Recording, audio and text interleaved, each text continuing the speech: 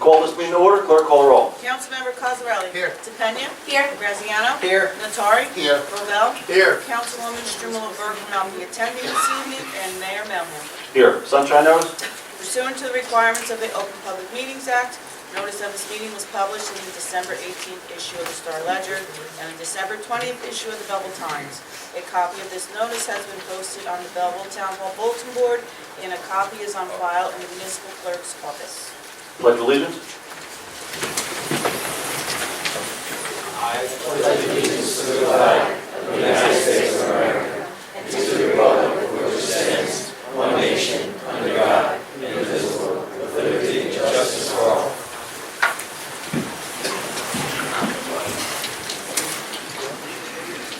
At this point, we're going to move on to item 4 on our agenda, which is a presentation to the Belleville Little League Girls Softball District 8 Champions and Belleville Little League Senior Team District 8 Champions. I know we have some players and family here in the audience. I believe Councilman Graziano and Councilwoman DePena. We're going to make some presentations. Let's do one at a time. Because we have. You got girls? Yes, sir. Thank Okay. you. All right, so I'll read it first, and then we'll have them come up. Or we'll have them come up. Come up. Let's do Girls, Little League Girls District 8 Champions. Can you come All right. forward, please?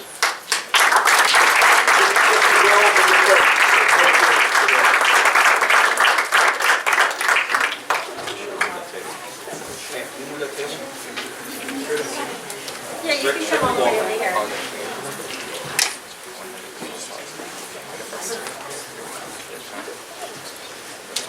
Maybe we can leave it behind.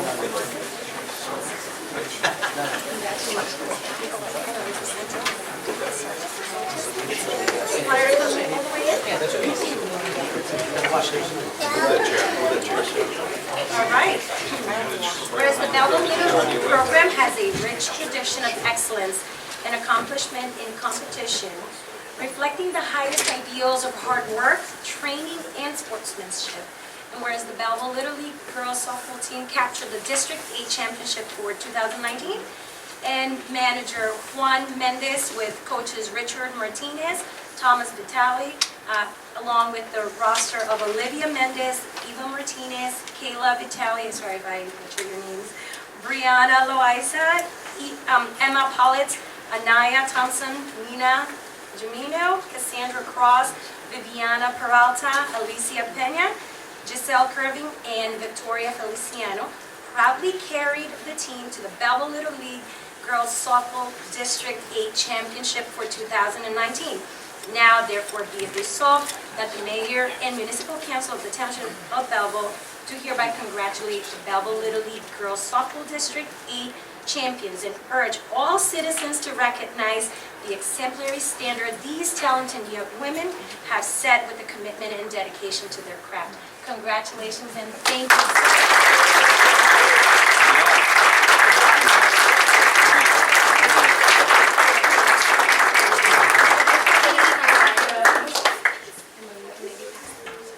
Did you guys have a picture? Yeah. If family wants to take a picture, a group shots, you can do so now. One more picture. Ah, yes. There we go. Everybody over here, eyes on me. Rob. 1, 2, 3. Got it. Laura. Yes.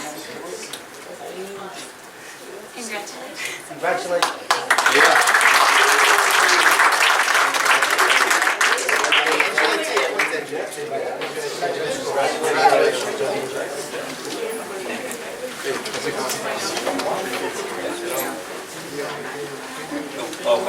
Great job, ladies. Next up, we have the Belleville Little League Senior Team District 8 Champions. And we have those athletes come forward with their coaches.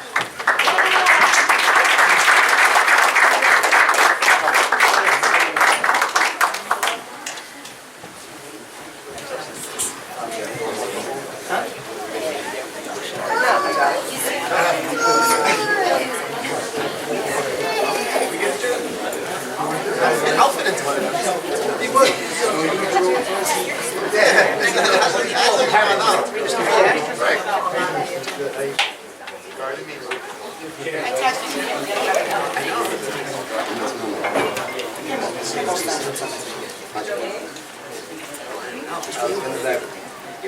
Before we get started with the proclamation over here, I just want to share some information.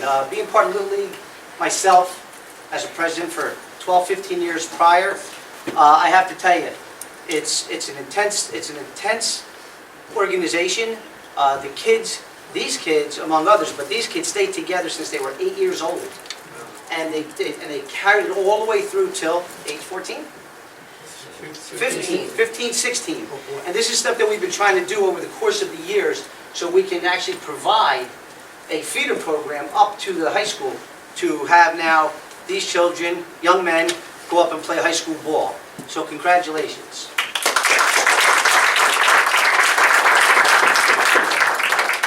So, whereas the Belleville Little League program has a rich tradition of excellence and accomplishments in competition, reflecting the highest ideals of hard work, training, and sportsmanship. And whereas the Belleville Little League senior team captured the District 8 championship for 2019. And whereas manager Joe Gordabasco with coaches Brian McCann, Emmanuel Molina, and Joe Cipilone, along with the roster of Kevin Arroyo, Anthony Cecere, Justino Cecere, Comet Ciprione, Colin Cook, Alex Fontes, Matthew McCann, Aiden Lopez, Angel Martinez, and Albert Torres. Nope, I missed it. Nico Mendez, Emmanuel Merlino, Daniel Munez, and Michael Napolitano, and Alberto Torres proudly carried the Belleville Little League senior team to the District 8 championship for 2019. Now, therefore, be it resolved that the Mayor and Municipal Council of the Township of Belleville do hereby congratulate the Belleville Little League Senior Team District 8 champions and urge all citizens to recognize the exemplary standard that these talented young men have set with the commitment and dedication to their crafts. Congratulations.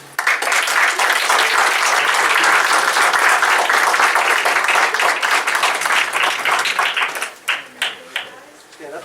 Stand up.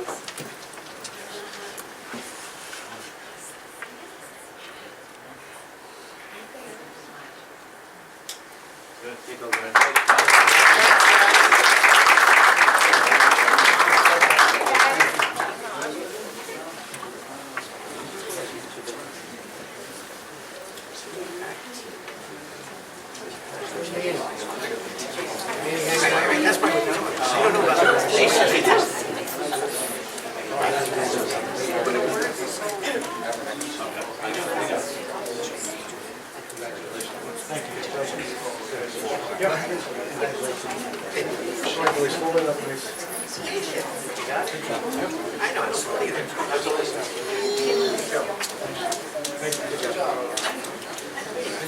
Thank you a lot, guys.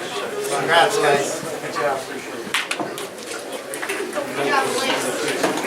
We're still, just keep in mind, we're still in our public meeting, but we are going to give a few minutes if the athletes and their families do want to depart the meeting at this point. You can do so now, okay? Sure. You want to take it down?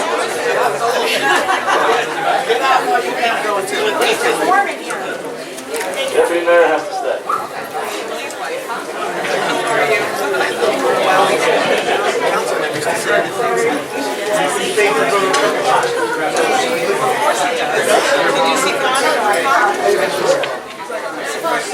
You know what I'm saying?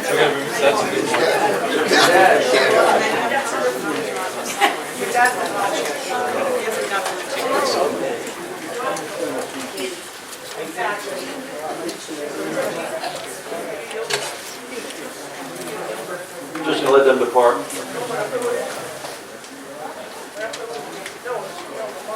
As they are, we're still in our public meetings, so just keep that in mind. As they depart, we are going to deviate just a little bit from our agenda here. Rather than going next immediately to executive session, we're just going to skip ahead to the conference portion, only because we have some guests here that are going to present. I don't want to keep them here while we're in executive. So with that being said, we are going to skip ahead a little bit. So we have item A, is under Mayor Melham. Okay, I'll take it. It's the presentation of parking meters.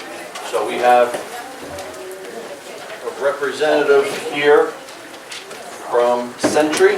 Robert Matthews. Thank you, Mr. Robert Mayor. Matthews. All I'm going to do, sir, is I'm going to just remind, I'm just going to remind the audience that's here that, one, we're still in a public meeting, although this is a work session conference. You are here to basically listen to the deliberations, listen to the conversations among the council and our vendors. This is not a back and forth conversation with members of the audience. If you see something you want to comment on, you certainly have that opportunity during public session later on. But right now, this is basically a closed meeting that you have the right to witness and listen to. And really, it's a conversation between our vendors or our guests and the municipal council. With that being said, I'm going to just ask you to make sure we are live streaming the meeting. Just project as loudly as possible, because we don't have a microphone for you, unfortunately. Or you can stand Okay. instead. Oh, yes, we do. Okay, how's that? That's good. Thank you, Mr. Mayor. Thank you for inviting me, councilors, chief, lieutenant. It's nice to see that presentation. I grew up playing youth sports, and I went on to coach, and it's one of the best parts of my job. It must be a nice part of your job, too. I'm here to talk about parking, a topic we love to hate. What you're looking at here is a device called Sentry. It was invented and designed in the United States. It's manufactured in the United States, and it's designed to regulate single parking like this, the meters that you have in your town. It can also regulate two spaces or up to 10 spaces. Why is parking still important? Why do we still have meters that were essentially invented 80 years ago? Because parking is vital to downtown economic development. It's vital to letting everybody have a fair chance to park on Main Street, or in your case, Washington Street. What I'm presenting here tonight is something, I've given you a packet of information, 11 or 12 pages, but I'll focus on page 2, the executive summary, and we can look at the other pages as desired or needed. Parking meters are typically hard to find, hard to pay, and hard to enforce. The technology that we've developed here works with a mobile application that comes with a meter that shows people where open spots are. When they get to that spot, it makes it very easy to pay. They can use coins, credit cards, Easy Pass in Massachusetts, or other permitted systems. It'll basically take a note from your mom. And why is that important? Because the only thing people hate more than parking is paying for parking. So you might as well make it easy. And what we've discovered is when you make it easy, they're willing to pay their fair share, and that's important. There's a public safety aspect that's also available to this device. It's an optional feature that other cities and towns, like Palisades Park, for example, have used to investigate assaults, purse snatching, that type of thing. There's a public service component here. You can promote content that's on your webpage. Anything that's on your webpage can be projected onto this device, including no parking or free parking, holiday, happy 4th of July from the mayor and the council. It also collects data about who parks where and when, so that you can decide what the demand is for your asset. Parking is a very underutilized asset in most cities and towns. We provide you data so that you can make policy decisions about how much you should charge, or even if you should charge it at all. I just want to mention one more thing about advertising. If you ask most merchants on Main Street or maybe on Washington Street, what do they think of parking? 50% of them will tell you that they hate it because they think it sends people to the malls. The other 50% will say, the guy who owns the store next to me parks in front of my store all day long, and I wish he wouldn't do it. And no city can really hire enough enforcement officers to change the behavior that we've seen across the United States, which is people tend to not pay. So this device encourages people to pay. It makes it easy for them to pay. And it's available to the town at no charge. We charge a licensing fee, which I've discussed with the business administrator, based on the transactions that go through the machine. So we provide the equipment at no cost, we maintain it, we warranty it. All the township has to do essentially is just open the checks and deposit them. They can still use their continued enforcement, they can add to the enforcement or they can decrease it, it's their choice. We just deter people from not paying and we encourage people to pay. And we even reward people for paying, giving them, coffee or restaurant incentives, spend $20 in this restaurant and the restaurant will pay for your parking. There's a full video of this device on our website at municipalparkingservices.com or mtspark.com, which you can watch in your leisure. In the packet that I've provided you, I've provided a forecast that based on other cities and towns across the United States where we've installed this, typically the cities and towns see at least a minimum of 100% improvement in the collection of meter fees and fines. That's based on a 90% compliance rate. Typically across the United States, you might be surprised to hear, but only about 50% of people actually pay for the parking they use, or they use more parking than they pay for. This device that has technology to keep people honest, if you don't pay the meter, after some amount of time that the township determines, it could be 5 minutes or 10 minutes, it'll take a picture of your car and it will create an electronic ticket that can be mailed. So the upside is, we think this technology makes parking easy to find, and easy to use, and easy to pay for. The only potential risk, coming from a sales guy here, that I can see is that people who don't pay will get tickets, and they might be vocal about it. You might hear someday about people who are not happy about getting parking tickets. I provided a forecast based on data that was provided to me that shows a conservative 100% increase in fees that you would collect, and possibly more than that, depending on compliance. I've estimated that at some point, compliance will go up to 95%. When we arrived and installed this technology in Palisades Park 5 years ago, compliance was about 33%. Today, it's about 95%. So we would expect the same behavior modification in Belleville. If the leadership should decide that this is a technology that they want to use in the future, it's available either on a sole source basis because of our patent. It's also available through a procurement platform that's used in New Jersey called the NCPA, National Cooperative Purchasing Alliance.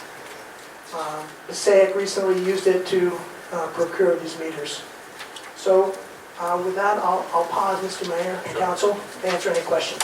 Before I have a question or two, just to bring this full circle, our current fleet of parking meters are the old mechanical kind, is very outdated. So much so that we cannot get parts for them, just so that members of the council know. We cannot get parts for them. Most of them don't work. We can't really repair them because we can't find parts for them. They don't accept credit cards, which I think is probably the biggest hindrance, I think.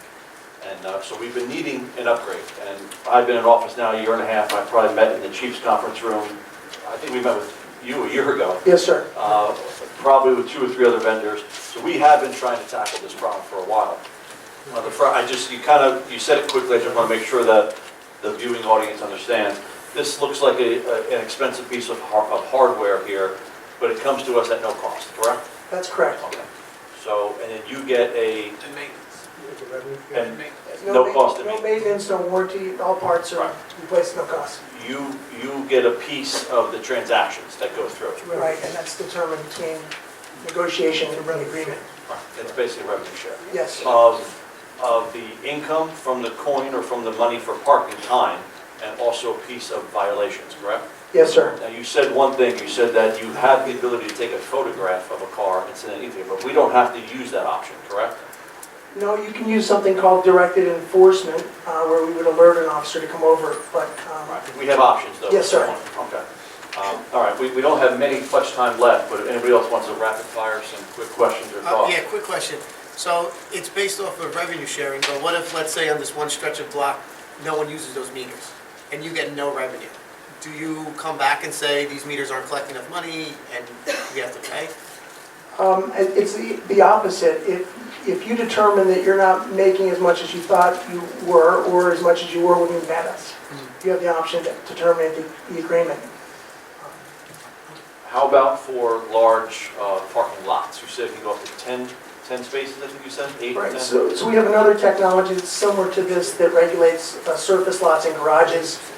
Same technology, except it's one camera on the entrance and one camera on the exit, not necessarily meters.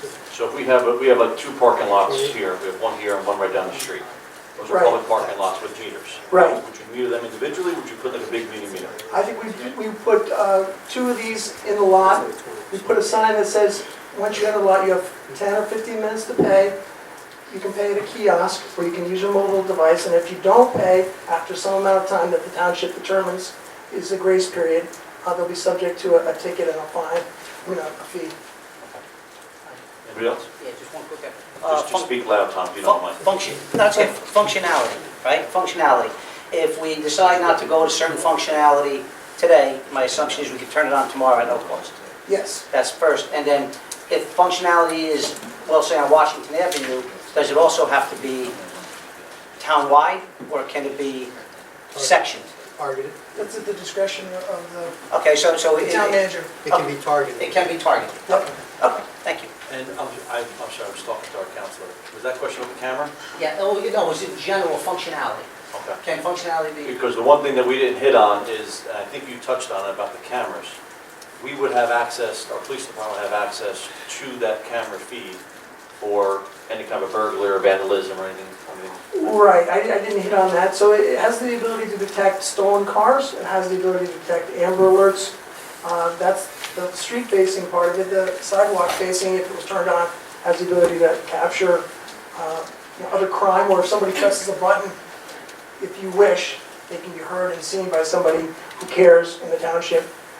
Like an E911 feature.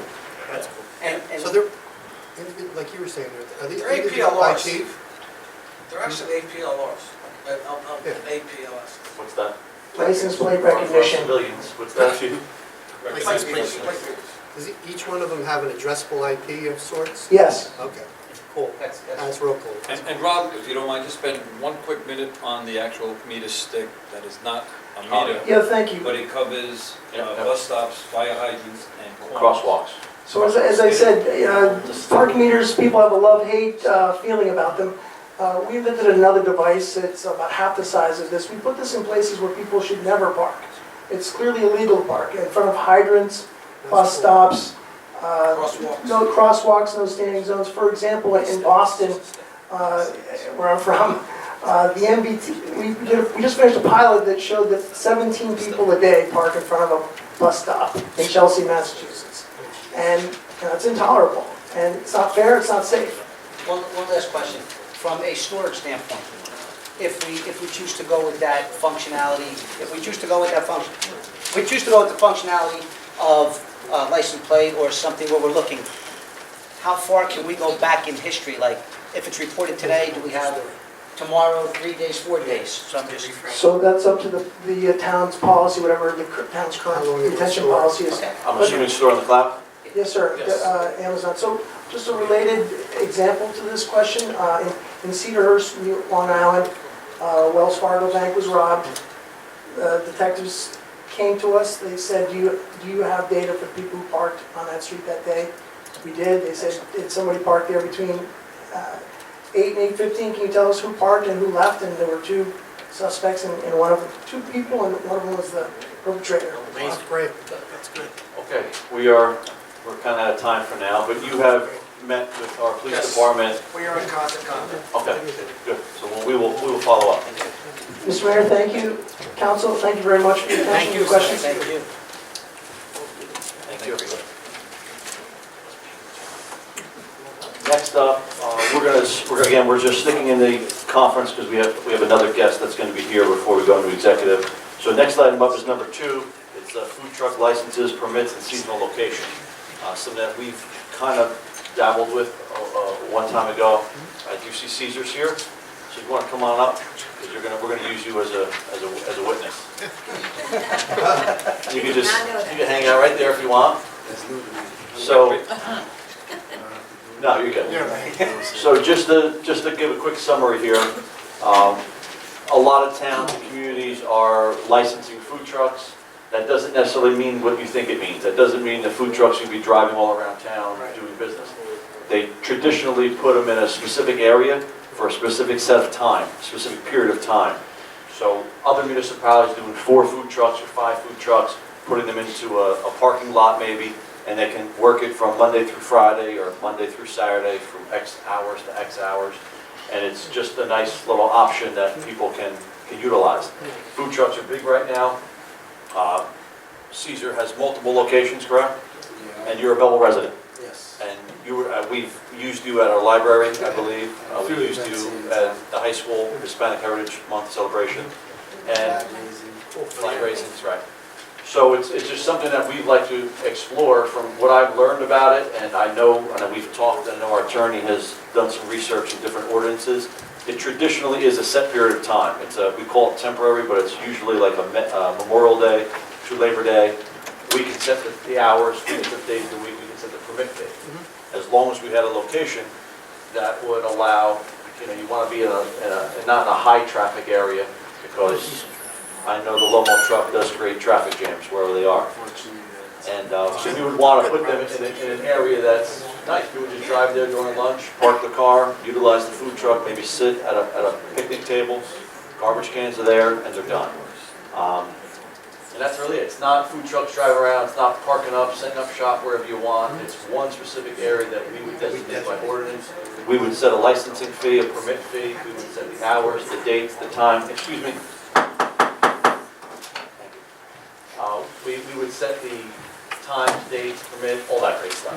And it's just something that I want to bring to this council. I know Vinny's looked into it, I know Councilman DePena's been looking at it. I've talked to Caesar a couple times about it. Promised you I'd get you here, and you're here. So do you have anything that you can add? I might just give a quick little summary. You basically said everything. It's not like the ice cream truck going around town and not knocking on your door. Because every ordinance is different, but none are in a residential area, so you won't have to worry about my customers, anyone's customers parking in front of your driveway, or anything like that. It's a certain area, like you said, you can set up the hours, it could be seasonal. It's just another, instead of a brick and mortar, instead of a pizzeria, it's just something else out there. And usually you have to be a certain distance from a brick and mortar restaurant too, so you can't park in front of, every town sets the ordinance. Right, you have The to town be that I'm 100 feet away. you can't physically park in the entrance of. Where are you now? I'm at Patterson right now. And that's the only spot you're in right now? Well, I have temporary permits out of Teaneck and Garfield as well. Okay.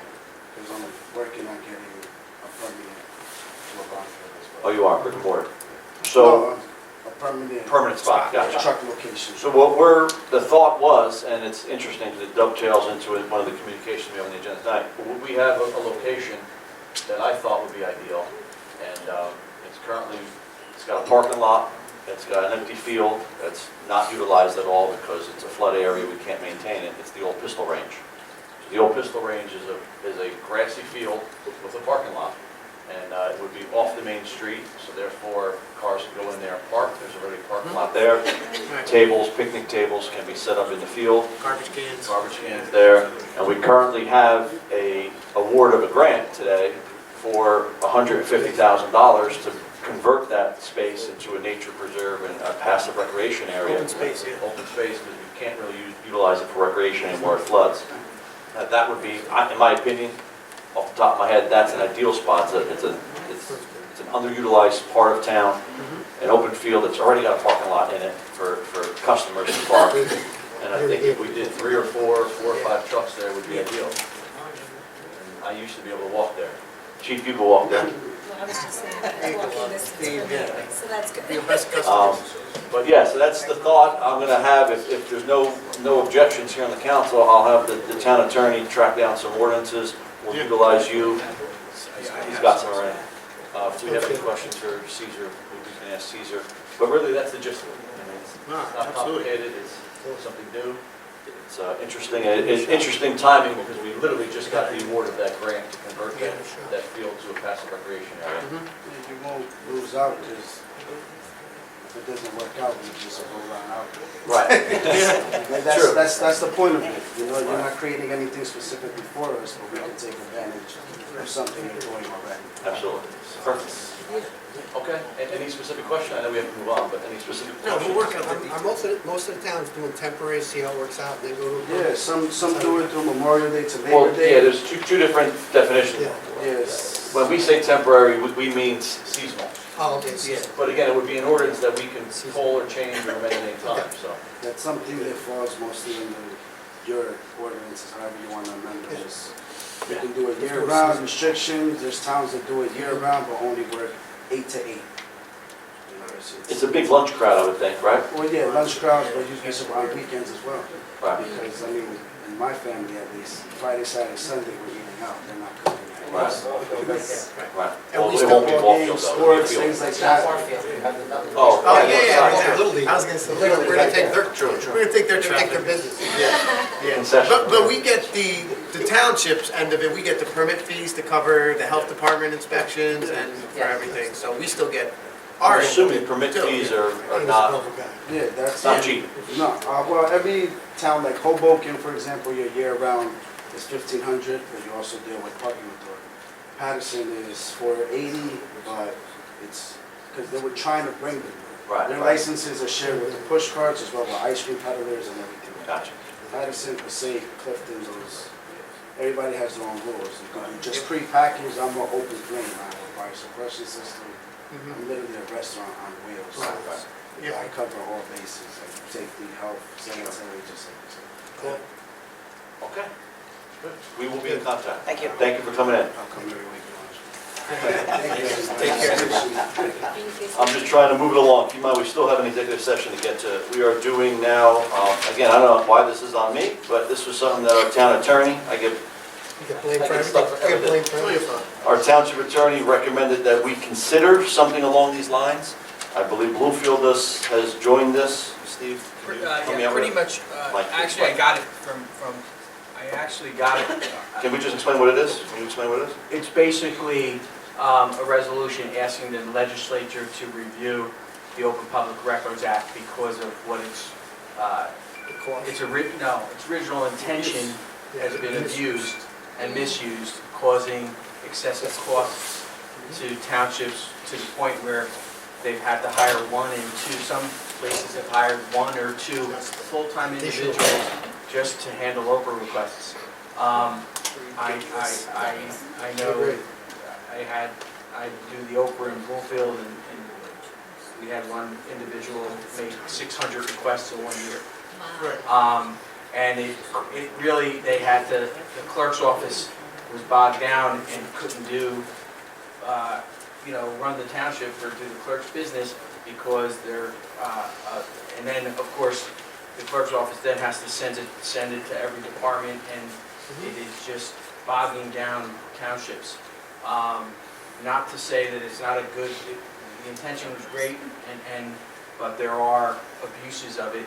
So townships across the state, and mainly because of the taxing of, when I say taxing, the effort that the clerk's offices have to be put through, just to relook what's going on and how it's being used. So in sort of League of Municipalities, there is a resolution, and all you're doing is ask the legislature to go back and look at it and kind of tighten it up a little bit. So that's what the resolution is for. I read the resolution, the sample one from Bloomfield, and what we would do is basically pass it. I just want to be clear.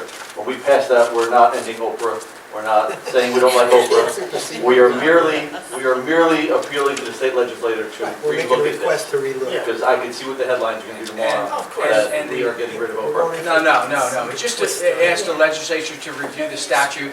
Maybe tighten it up a little. Each resolution will have what it's cost the township in terms of time and effort, and... Well, I'm sorry, that's what I was going to say. I read the resolution, and we have to put in there how many hours our clerk has spent, how many Oprah requests, how many man and woman hours was involved in it, what the data was. We have to literally give them data to help them make their decision. That's correct. So, Makes sense. and that's what it's mainly for, and hopefully, the legislature, will look at it. There's seminars all over the state all the time about Oprah, and it's like no statute's clear, so, the cost to the townships in terms of when they legitimately don't give something because they think it's under the statute, then they get sued, and you're paying the attorney's fees, which are just outrageous. So, some of that, the purpose of this is to help look at that as well. Because most times clerks have good intentions, and they think they're doing the right thing under the statute, and because it's not clear, it's not black and white. I mean, it's a lot of gray area, and you have to pay attorney's fees when you don't release something. It's very costly in the townships. So. And if I could ask, maybe, Cal, if you could just chime in real quick, did we get some of those excessive requests? Just for the public's, what are some of those numbers? I had an individual that sent me over 170 requests in 14 months. Can't hear you. Can you say it? 170 in 14 months request. That Sounds like, and they all, look, the reality is they all may have been legitimate requests and nothing wrong with it, but the idea is those 170 requests take a lot of the town's time.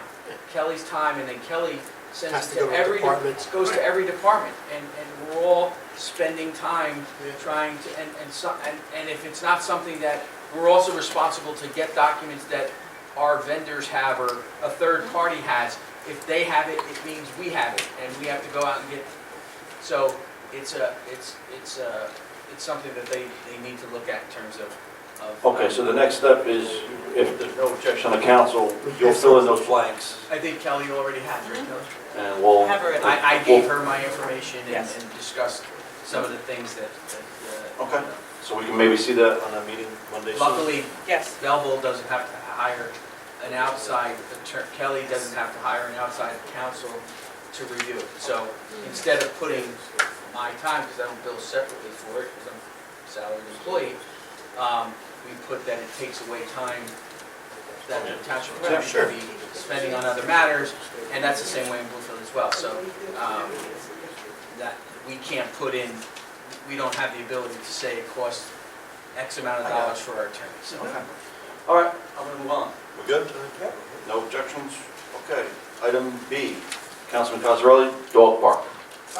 Yeah, Mayor, this is a topic we discussed a few times. I know we had a couple different locations we had talked about. I know I get requests weekly about dog park, which I know it's not a big thing, but to some people it is a big thing because they have nowhere to walk their dog. If they live in an apartment or something, they don't have a backyard, they really need a dog park.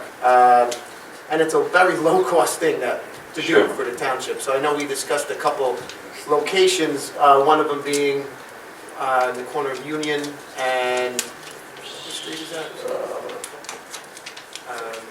Where the power lines are? Saint, no. I don't know. And is that Mary Place? Mary? Mary Yeah. Place. Yep. Right on the border? I mean, right on the border? Yeah, almost right on Under the the high tension line. Yeah, so that would be one location, possible location. If anyone has anything else, just, I had always thought the pistol range would be good, however, Nutley's got Nutley, one. 20 feet away. Right there. right, there's no And point. now we have a grant to do something different there. Absolutely, absolutely. That's the So- only spot that I think of. I think there's plenty of parking, street parking there, whether you're on Mary Street or on Union. Exactly. I think that would be good, it's big enough. Yeah. And we could, I know you used to be able to lease it for $1 a year. Yeah, And it's really fencing and that's really it. some ground cover. Yeah, some we toys. could work with the town engineer just to figure out a little plan or something there, but maybe the manager could talk to PCG and see if we get that approval. If everyone agrees. Yeah. Or, oh, wait, yeah, we can. Oh, no, I wasn't sure, I'm sorry. Email me tomorrow. Yeah, so, and if you can make a little note on PSC&G, it used to be $1. I know if you're an owner of a property that backs up to it, they lease you your space for $1. I don't see why they wouldn't give it to us, they don't have to cut the grass anymore. Yeah, exactly. For a different reason. Yeah. Perfect timing. All right, so let's go forward right to, now the township attorney's got his own slot. Well, I don't know why this is for me. Colleen of the Health Department asked me to bring this to the council. I guess it came to me. Is Colleen not here? Colleen's not here. It came to me because it's an ordinance that would have to be changed if something you would consider. She asked to consider raising the dog licensing fees. The dog licensing fees in Belleville are not significantly lower, but much lower than surrounding towns, other than Newark, which is Yeah. lower. I- Newark is lower than ours currently. Colleen talked to me a little bit about this too. So basically, there's two dog license fees. One price is for dogs that are spayed and neutered, and one that are not.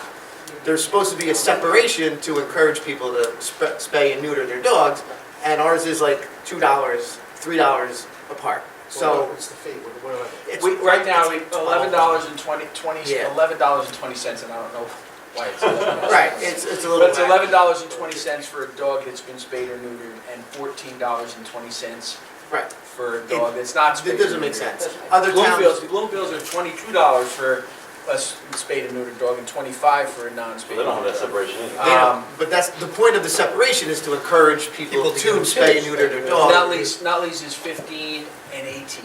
We're 11.20 and 14.20. Nutley gives a discount for senior citizens. Still, even with the Is discount, this a big ours revenue maker for us? No, it's not about the money. It's more about just trying to encourage people to spay and neuter their dogs. That's not about the Do revenue. you honestly think that someone's gonna say, wait a minute, I can spend an extra $10 on a license if I don't, therefore I take my dog to go, I mean, Hypothetically. You're gonna do an ROI? Clinics, so they provide the clinics. Right, we have the free clinic, so it would save, It yeah. is free. It doesn't cost you. okay, Right. whatever she recommends.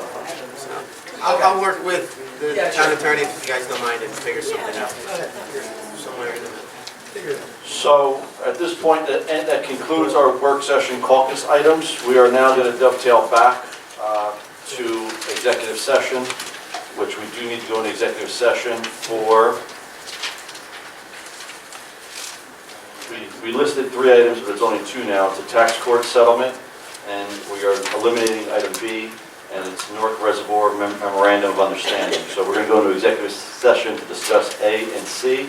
We'll not be discussing B. And once I get a motion to go into executive session. Motion going through the motion. Motion made second, go into executive session. Clerk, have it all in favor? Aye. Unfortunately, I do need to clear the room. No action will be taken while we're in executive session, and you'll be invited back in when we resume our regular meeting. Which would be the approval of minutes.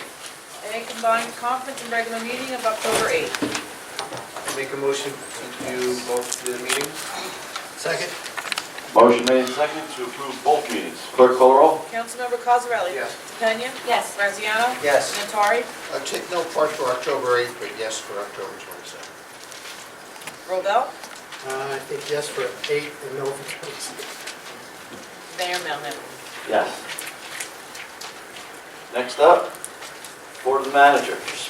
Speak clearly, Mr. Manager. You want to Yes, use sir. Councilman Graziano's mic will be Absolutely, on sir. there. Less complaints tomorrow. Good evening, everyone. My report will be brief tonight, not because of not that many items to report, but I certainly don't want to step on the mayor's toes because there have been a lot of activities, and I have to make sure that I don't say all of the activities that we've been working on. Not to be funny, but I would like to just give you a typical day in Town Hall. This morning, we woke up and had a LEPC meeting to cover the EOP. And then later on this afternoon, we had an SOP. So give me a minute just to... And all dealt with OEM. Just to give me a minute to just go into that just a little bit.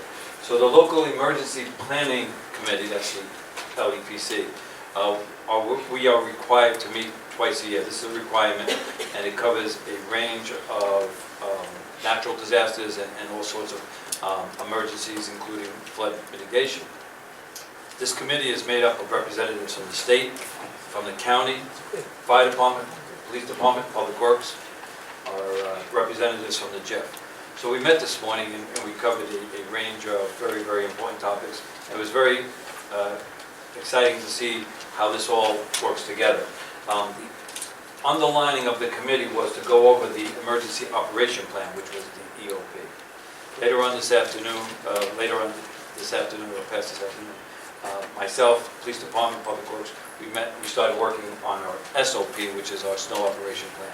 Obviously, we've heard snow is in the forecast, and hopefully it's a mild winter, but if it's not, we have to be best prepared, and we've taken all sorts of actions now prior to those big snowstorms.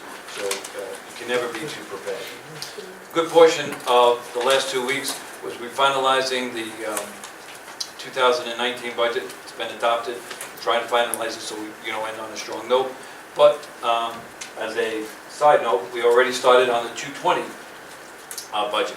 Our departments have already started working on the 2020 budget, and we'll probably have our first draft to present to the council for their review as a draft in first to second week in December. On tonight's agenda, you'll see a lot of items that are labeled Chapter 159. This is a financial tool that after our budget is adopted and we receive grants or any type of aid, we can include it in the 2019 budget. So there was a little special note on the Chapter 159. I know the mayor's going to speak again. I don't want to say all the good news, but we do have some good news as far as Green Acres are coming, and I know the mayor's going to report on that. And my last item, again, without talking too much about this past weekend's activities, but as you may have heard, we had a great 5K race, and the race itself raised a lot of money, did a lot of great things for the community, and there were different categories of winners. It was important to note that the mayor and deputy mayor ran the race and finished the race with only 2 seconds apart. We actually had to watch the videotape. So We are 7 years apart, though. That's something you should also know. So, We are 7 years. I don't get to do this too often, but I'd like to present the medal to Deputy Mayor Councilman. Okay, all right. Finished 2 seconds before the Okay. mayor. All right. And that's my report for tonight. I will readdress this in a moment. I will readdress this in a moment. So, I guess we're on next item, which is report of the mayor. We had a great 5K weekend, everybody. Actually, Anthony, I have to correct you. When you say raised a lot of money, I'm not dealing with it. We donated $1,500 to our 4 veterans organizations and actually 5 organizations, 4 veterans organizations and scholarship fund. It was $1,500 that we were able to raise for them, which would be a contribution equally divided among the 4 organizations and a scholarship fund. But we did get some additional sponsorship money after we offset some of the cost of the Veterans Day Parade. There might be some more left over, which we will gladly then recontribute to them. But we did have a great 5K race. Special thanks to our police department, fire department. Great to see all the people and our DPW. Great to see everybody coming out and supporting that. It was cold. It was like 27 degrees when we started the race. I don't have the medal, but Anthony did place in the senior category. There were no medals for 3rd place senior category, but I don't have it. And just to correct the record, I finished first. I finished ahead of the deputy mayor. We have video evidence and we have photograph evidence to prove that. It's indisputable. Indisputable that I finished first. Tomorrow I will post the picture on Facebook. Next day we had our Veterans Day Parade. Again, we utilized some of the funds that we generate to also offset the cost of the parade. So we had a great float this year that had DJ equipment on it. We had a singer on it. We put some of our Disabled American Veterans, the DAV Club, in that. More community involvement than last year. Last year we really set the bar pretty high. We had a lot of schools, civic associations, nonprofits, everybody, Ghostbusters, everybody and anybody affiliated with the Belleville group organization, with the women's club was in there. Anybody that was part of an organization in Belleville was invited to participate. We had excellent turnout last year. This year's turnout was even better. Again, we changed it up a bit. We had a musical performance throughout the parade. We ended with a small mini concert there, Americana music type country music, so it was really good. Right after that, I attended the American Legion Post 105's 100th year anniversary, presented them with a proclamation, and yesterday, myself, Deputy Mayor, some other people attended a kind of a dedication to American Legion Post 299. This council voted a couple months ago to lease them an extra lot that's next to their property for $1 a year. Now they can use that for picnics, and it was basically a town lot that we had to maintain. Now they're going to maintain it and get some good use out of it. We did have a pumpkin patch a few weeks ago. Rec Department did a great job at that. It was highly, highly attended. It was packed. It was really good to see people coming out and enjoying that. Upcoming, just stay tuned for our Christmas tree lighting. I don't have the date yet. It's usually, I think it's December 6th. we think it's the 6th, or we know it's the 6th. I can tell you right now. It is the 6th. It's December 6th is our Christmas tree lighting. Last year was the first year we actually did a Christmas tree lighting and not a holiday tree lighting. This year will be the second year we're doing that. Anthony mentioned that we did receive a couple Green Acres grants. Again, we have a grant company that writes our grants for us. A lot of it is recurring stuff, but some of it's new stuff. This $150,000 grant for what we call the Pistol Range, the end of Geralman Street where it turns into Bloomfield Avenue by Nutley. Used to be a ball field. It floods. We can't maintain it. If we do maintain it, it'll get wiped out in the next flood. Therefore, we got some money to make it a passive nature area. We got a $150,000 grant for that. We did get our second round of funding. It's a $1 million grant from Green Acres. That's for our municipal stadium complex. So if you know, we have only one turf field so far in Belleville. It's the municipal football field and soccer field. Adjacent to that is what we call the practice area and some other fields there. Well, because of the nature of that land there, it's a bog. It's an old swamp. It's usually $1 million to do a turf field, but because we're doing a track, that adds more money to it. Something that no other council has done yet in a long time. Even in my first tour here, we couldn't get a track done. We're doing a track, another turf field, which includes some other baseball, softball field. It's a pretty big project. It's $5.5 million, but we've already banked $1 million in Green Acre money. We've already banked a second $1 million in Green Acre money, bringing that project down to $3.5 million. And the prior administration actually already approved the bond for it. So that's been already approved. Next thing we do is just start. So that's going to be something nice that we're going to be able to deliver, something we're very proud of. This Thursday morning, I have a meeting with Dr. Tomko. Those of you who follow me know that every month, every 6 weeks or so, we just sit back and touch base.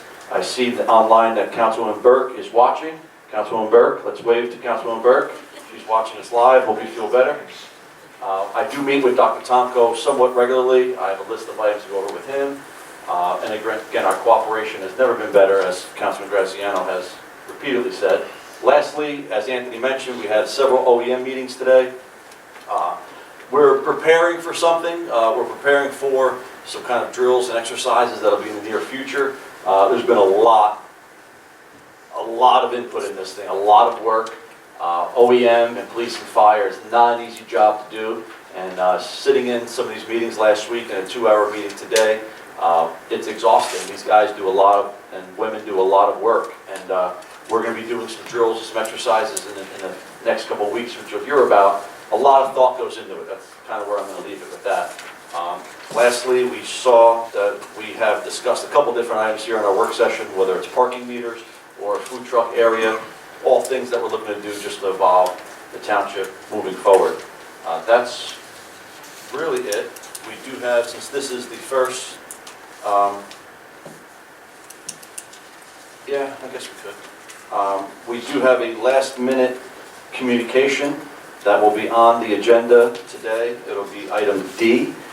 That communication is E. I'm sorry, it'll be item E. You'll hear that read from the clerk in a few minutes. That is a communication that we received from a consultant of ours, Mr. Mauro Tucci, who some of you may know, a former township manager who was acting in the capacity as consultant for the last 6 months or so. That contract has been talked about pretty widely, not so much here, but kind of out there on social media land. And obviously, you seem to never get the straight story when you're reading stuff online like that. Real simple. It was a 6-month contract. That 6-month contract had 2 3-month renewals, which would have gave it 6 more months. As of today, Mr. Tucci has submitted a letter foregoing his next 2 renewals, so therefore that consulting period ends. That consulting period ends at 6 months, not the year that it was originally, I guess the maximum amount of time it was originally approved for. So we are not going forward with that. And just to give you, and I hope I'm not getting into the weeds, but I do want to clarify a few things. Township managers are protected by law, state law. So therefore, we can't hire a gentleman or a woman as town manager, and the council gets upset and immediately fires him. In this form of government, this municipal council has control and authority over 2 individuals. That's it. We have authority to hire township manager and township attorney. And we have the ability to fire them at will, for no cost, if we so choose. So to protect the township manager from retaliation and from that kind of abuse, the state law, not Belleville law, state law says if you fire a township manager, they get a 3-month severance package. Average township managers make in the vicinity of about $150,000 a year. $150,000 would be $12,500 a month, okay? If we were to fire somebody, they get a check for $36,000 when we fire them. Mr. Tucci was here as township manager, and it was time to, I think, move on. And we had some options.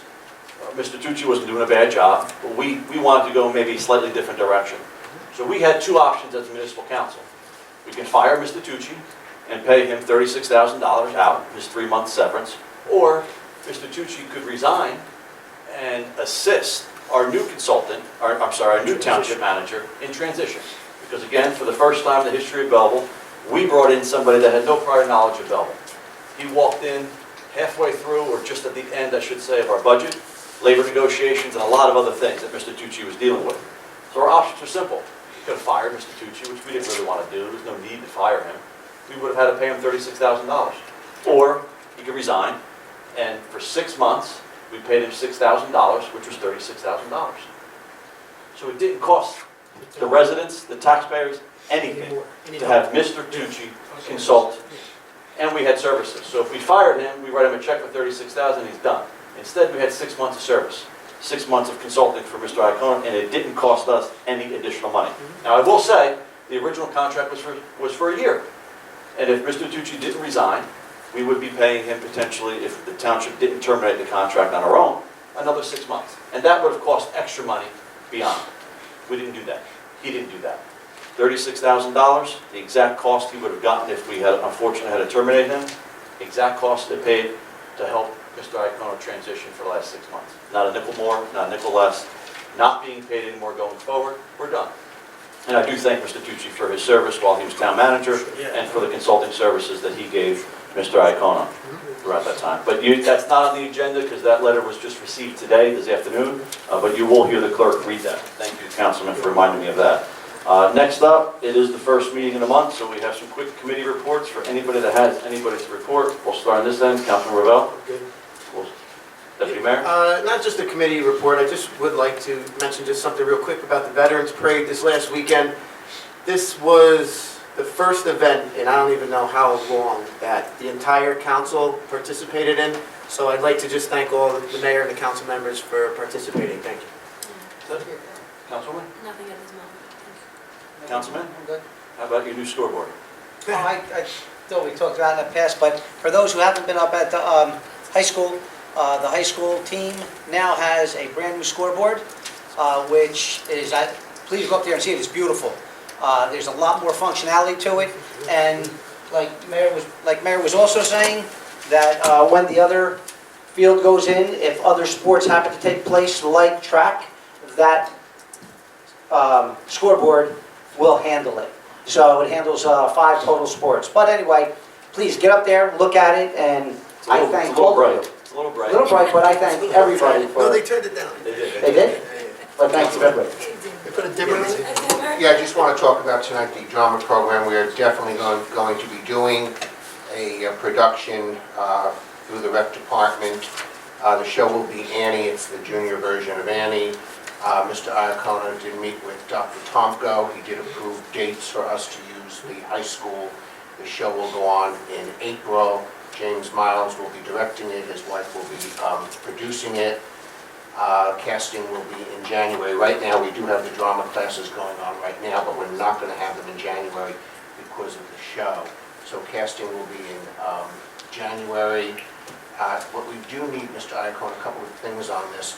If we could have them, I know they're doing right now, James Miles right now is directing A Christmas Story for Nutley, and I think that's the first weekend in December. So after that production, because he's pretty tied up, if we could meet with him just to go over some things pertaining to casting and all of that. And if you really do want to see it, he puts on an excellent show. I went last year to see this production of The Wizard of Oz, and I did, to be honest with you, because I am a theater snob, I went reluctantly. I was really, really surprised. It was fantastic. I mean, this guy really knows how to work with kids. So if you really want to see something good, that's A Christmas Story, which is the first weekend in December. And after that, we can meet with him. But I think what we do need, Anthony, we did talk about this, because this is a big endeavor that we're doing. We do need somebody from the town, a liaison, to work with Abby, his wife, the producer. And we did talk about some names, people that work for the town that can be the liaison between her and the town. Because, again, we're talking about production here. So this is a first, and I think it's, we're off to a good start. And Are we thinking cameo for you in any capacity? no, actually, Michael, we were thinking of cameo for you, and if we can't get a Dan Warbucks. Not me, not me. As far as that is concerned too, it's from 3rd grade to 8th grade, 3rd grade to 8th grade. But if we cannot cast, if he cannot cast, because we have nothing to do with casting, if we cannot cast for the principal roles, kids in that age group, then we can go in, then he will go into the high school. I'm ready. Just for the principal parts. Lastly, I did thank the police, fire, DPW. I also want to say that when we do these events, whether it's 5K run or the Veterans Day Parade, we do get a lot of cooperation from the school district. Dr. Tomko is always very responsive, whether it's opening up parking lots for the 5K run for us, or it's them giving us their stage, or building the stage, or anything else that they do. We do get a lot of cooperation from the school district as well. Okay, so we're going to move on to the next item. 11, communications. A letter received from George Serio Jr., Director of the Essex County Department of Economic Development, Training, Employment, Division of Housing and Community Development, awarding the township $334,760 through the Community Development Block Grant Program to fund the water relining and valve replacement projects at various locations in the township of Belleville. B, letter received from Joe DiVincenzo Jr., Essex County Executive, stating the Essex County Recreation Open Trust Fund Board is accepting applications for the 2020 Open Space Local Aid Program. This grant is open to all municipalities in the county, and each municipality is eligible to receive a maximum of $150,000 in grant funding. Applications are due Friday, February 7th. C, letter received from Mayor Michael Melham inviting Lonnie G. Bunch III, Secretary of the Smithsonian Institution, to be the featured lecturer at the Belleville Public Library Celebration of Black History Month. And D, letter received from the State of New Jersey Department of Environmental Protection, approving the township's applications for Green Acre grants for $1 million for the stadium project and $150,000 for the Rifle Range Preserve project. $105,000. And I have one more. I have a letter from Mark Tucci, and it states, gentlemen, as for the terms and conditions of the consulting contract I entered into June 1st, 2019 with the Township of Belleville, please be advised that I am exercising the right of termination under Section 3 of the agreement for the 2 3-month automatic extension. After considerable conversations with the governing body, we mutually agree that continuation of the contract is not necessary. I would like to thank the township for the opportunity to serve and believe that the foundation you laid will serve Belleville well moving forward. Warren G. Tucci. Next up, item 12, ordinances. Ordinance number 1 for introduction, an ordinance deleting chapter 12-12.17, paragraph, rent leveling board of the revised ordinances of the township of Belleville, being the Building and Housing Establishment Code ordinance of said township. Make a motion to introduce? Second. Motion made, second, clerk call the roll. Councilmember Cosarelli? Yes. DePena? Yes. Graziano? Yes. Nattari? Yes. Robel? Yes. Mayor Melham? Yes. Ordinances for public hearing, second and final reading. Ordinance number 1 for public hearing. Ordinance of the Township Council of the Township of Belleville amending Chapter 3-39, Sections 3-39A.2 of the Police Regulations section of the Township Code. Motion open for public hearing? Second. Motion made, second, open public hearing, clerk call the roll. Councilmember Cosarelli? Yes. DePena? Yes. Graziano? Yes. Nattari? Yes. Robel? Yes. Mayor Melham? Yes. Motion? Motion to close and move for final adoption? Second. Motion made, second, clerk call the roll. Councilmember Cosarelli? Yes. DePena? Yes. Graziano? Yes. Nattari? Yes. Robel? Yes. Mayor Melham? Yes. The ordinance is approved. Ordinance number 2 for public hearing, an ordinance to amend the revised general ordinances of the Township of Belleville, Chapter 8-2C, residential parking permit area. Motion open for public? Second. Motion made, second, clerk call the roll. Councilmember Cosarelli? Yes. DePena? Yes. Graziano? Yes. Nattari? Yes. Robel? Yes. Mayor Melham? Yes. Motion close and move for final adoption? Second. Motion made, second, clerk call the roll. Councilmember Cosarelli? Yes. DePena? Yes. Graziano? Yes. Nattari? Yes. Robel? Yes. Mayor Melham? Yes. Ordinance is approved. Ordinance number 3 for public hearing, ordinance vacating a portion of Mill Street used as a public street. Motion open for public? Second. Motion made, second, clerk call the roll. Councilmember Cosarelli? Yes. DePena? Yes. Graziano? Yes. Nattari? Yes. Robel? Yes. Mayor Melham? Yes. Well, Mr. Frantantone.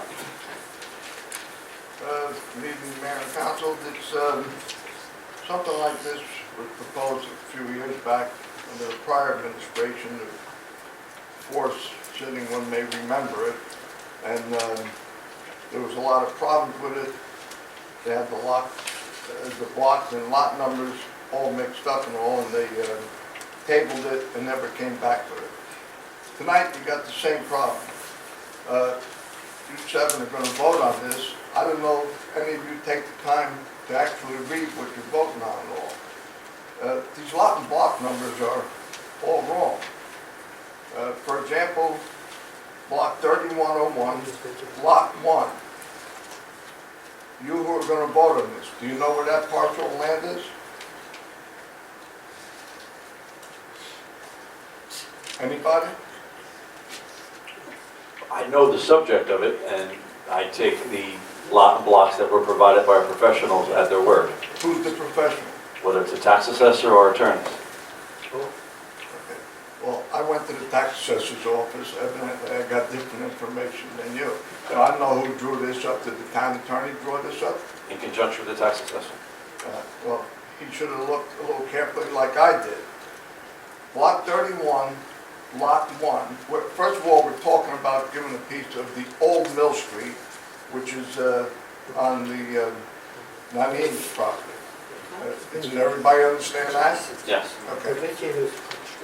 Lot 31, lot 1 in block 3101 is across the street.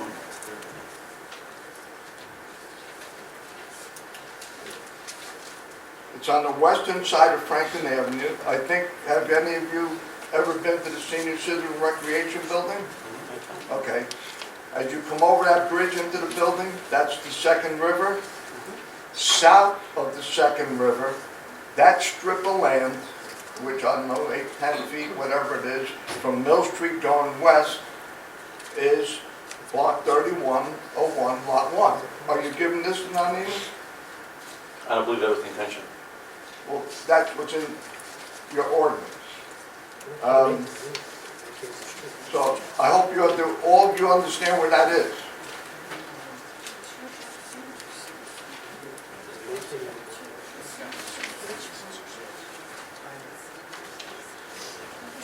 If you don't, I have the map, if you'd like to see the map of where it is.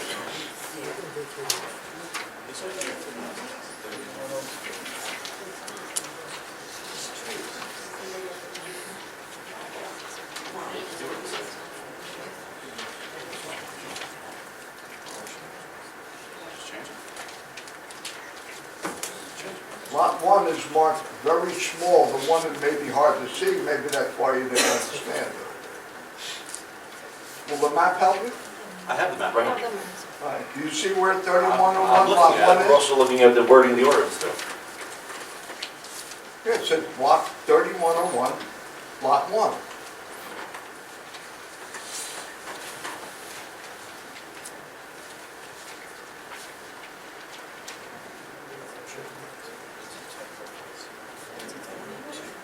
So it's a typo. It should be 3103. No, it's 3002. In 3002. In the top portion, and I'm sure Mr. Frantantoni realizes that, in paragraph 1, it's 3102. 3002, which is the lot adjacent on the other side of Mill Street. It's 3002 lot 1, not 3001 lot 1. That's in a different paragraph. Right. That is property owned by Essex County. It's not Belleville property. Doesn't matter, it's the street itself is adjacent to that property, that's all it says.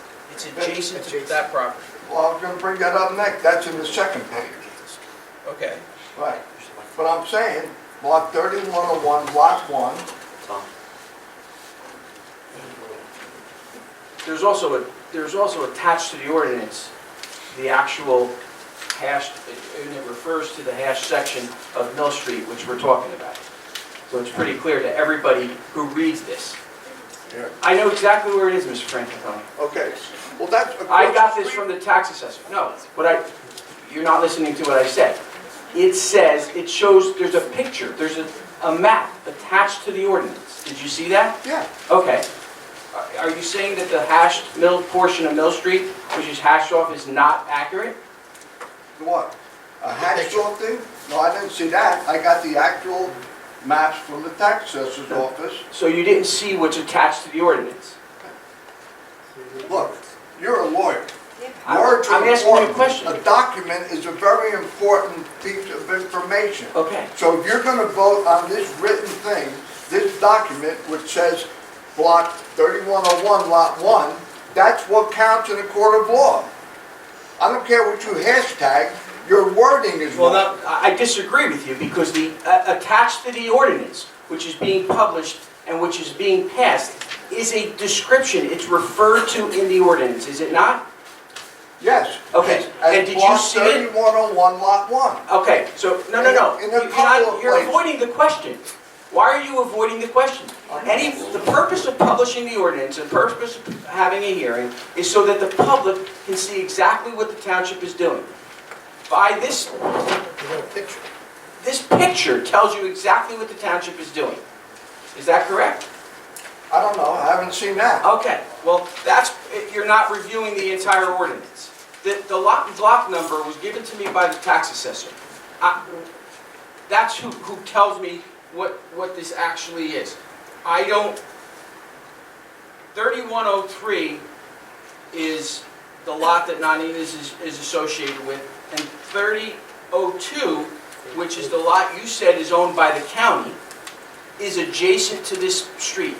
The purpose of this ordinance is to give everyone in this audience and everyone in the public a description of exactly what property is being vacated here and what street is being, and I use that word loosely, is being vacated, and that's what this ordinance does. Whether 310101 is incorrect, we can, on the record, change that. Because because of this diagram, which is why the diagram is attached to the ordinance, and you should have reviewed it before you came up here and challenged it, it shows you exactly where the vacation is happening. That's why it's attached.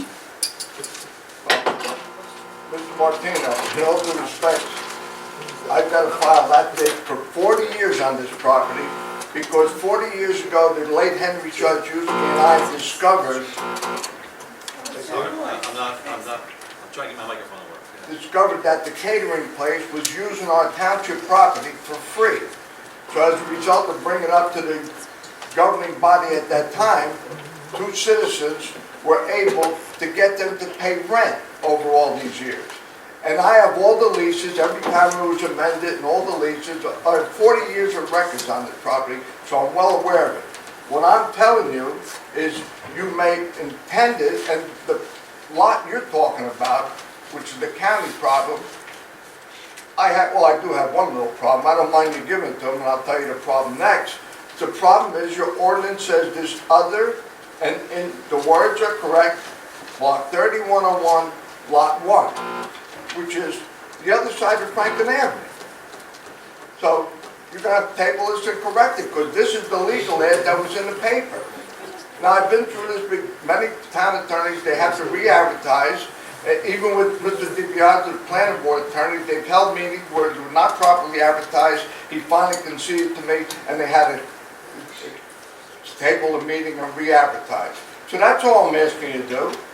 Re-advertise Is it a and bring fatal this flaw? thing up. I mean, it's cited right multiple times, the map is correct. It's There's one cited, portion. there's one, in paragraph 3 of the ordinance, it can be changed, because paragraph 2 of the ordinance is correct, and more importantly, The map is the correct. actual Yeah, map that's a typo. is on it. Okay, it's a typo, we can change Anybody it. who knows and reviews it knows exactly what was being vacated.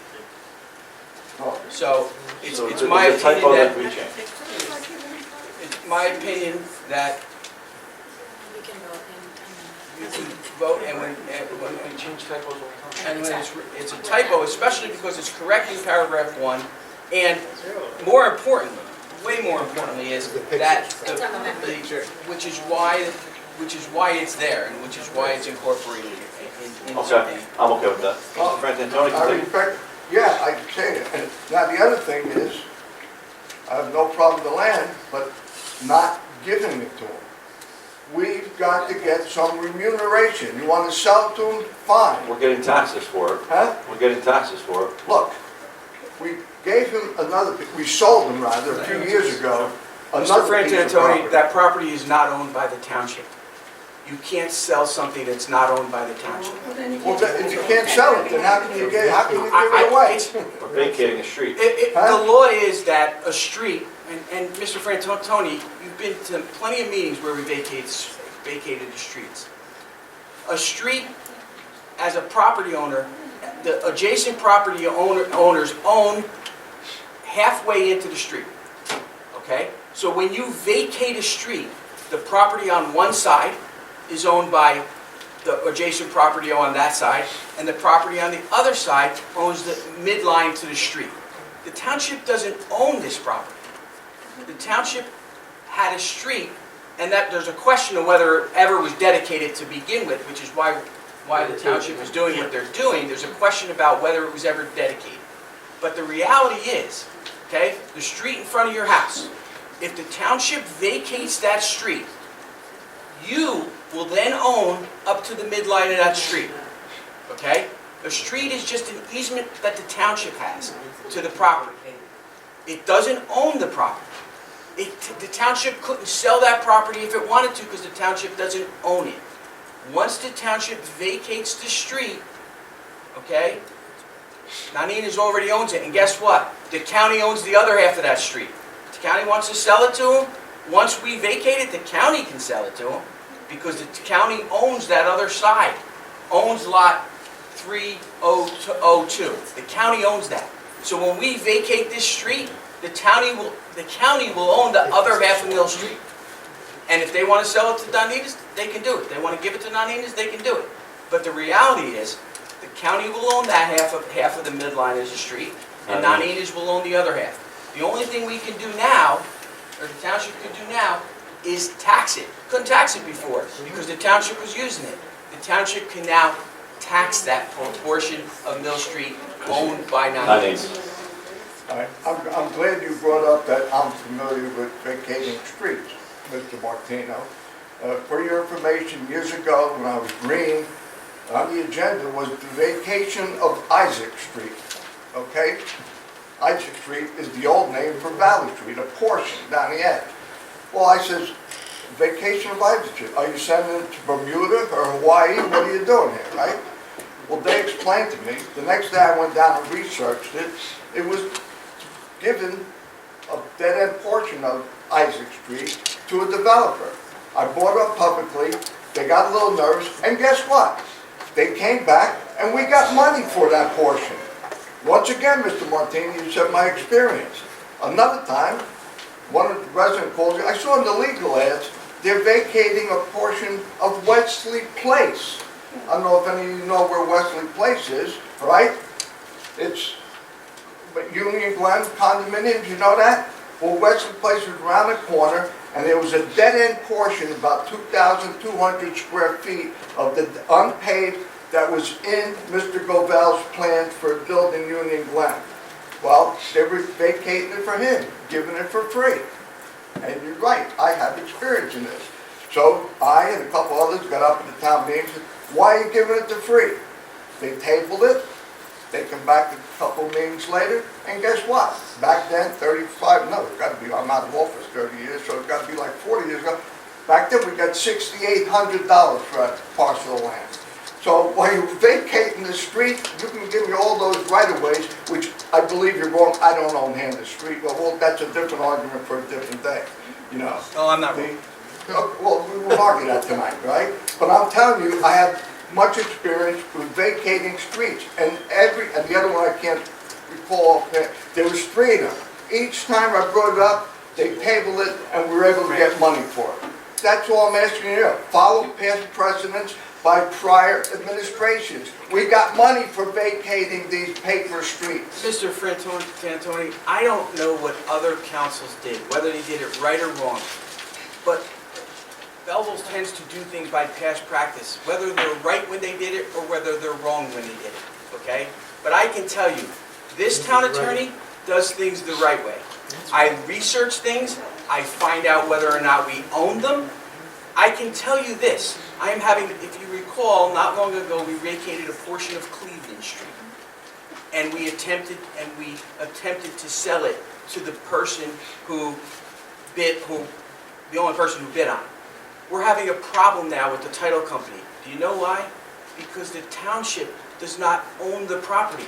I can't transfer a property that the township doesn't own. And guess what?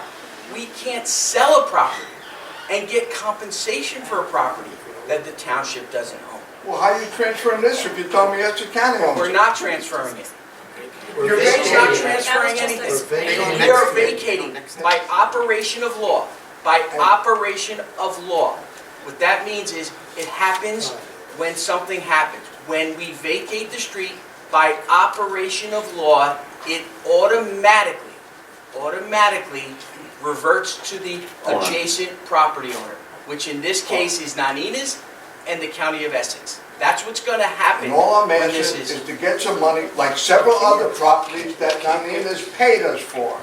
There are other properties that we got, Nanina's willingly paid us for other properties, we negotiated one, and then we put them on the tax roll. Yes, I agree. properties that, yes, correct. I totally agree with you. Yeah, so all I'm asking you to get some money from this. Nanina's bought Lot 4 from the That was a lot that we owned. township of Belleville, Not a that the street. township of Belleville owned, and it sold it to Nanina's. That's not a street, though. The township cannot sell something it does not own. It's heretofore used. What you're asking for? It was Belleville's public street. Well, there's a question about that as well, because we went back to the 1900s, early 1900s, and to try to find the dedication of this street. And guess what? No one can find it. I had a title company do it. Mr. Frantantoni, we've got to understand is, again, I don't recommend to this mayor and council anything that I haven't researched. And I had a title company check and go back. Nanina's had a title company check and go back. And nobody can find that this street was ever dedicated properly by the township of Belleville. That's a problem as well. Nothing that this mayor and council can do about it. Most of us weren't alive. But I can tell you that before this was done, it was researched, number one, to determine if it's a property that could be sold to Nanina's, or to the property owner. It's not actually Nanina's. If it could be sold to Nanina's. We found out that it could not be sold to Nanina's. Then it was determined that, then we said, okay, we're going to vacate the street. Well, guess what? I found out that it was never properly dedicated by anyone, or any council, or any mayor, or any administration of this township. So that's another problem. But in order to properly do this, from a title standpoint, it had to be vacated, even though there isn't necessarily a street that's an ordinance anywhere that dedicates this particular piece of real estate or street as a street. So So is it your opinion that we can just amend that one typo and be fine with it? because of the diagram, Thank you. yes, and Okay. the rest of the ordinance Do is you have anything accurate. else, Mr. Fernandez? Yeah, to sum up, I mean, Mr. Martino talks about a title company. I would suggest you table it, re-advertise it properly, so there is no title insurance company problem later. And again, the legal ad is what counts. That can generate lawsuits. In fact, the Coptic Church approval was abandoned by a judge because of a simple error in the legal ad. Not Thank you, Mr. because of the Chairman. project, because of a legal ad mistake. So what I'm asking you, table it. That's all. I mean, this is not an emergent matter. It's not a cliff that's about to collapse and you want to stabilize it. This is a piece of land that's been there for years. Thank you, So Mr. Fernandez. do it the right way.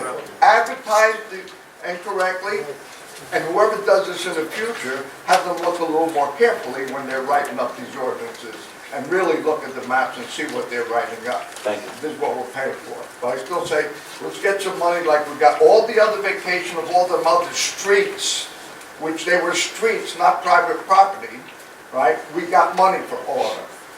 Please, stop giving away our land. Thank you. Motion? Close public, move for final adoption.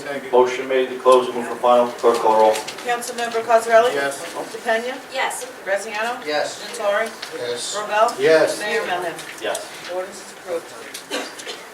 Item 13, public comments. Motion to open public. Motion open for public, second. Motion made and seconded. Clerk call the roll. Councilmember Cosarelli? Yes. DePena? Yes. Graziano? Yes. Nattari? Yes. Robel? Yes. Mayor Melham? Yes.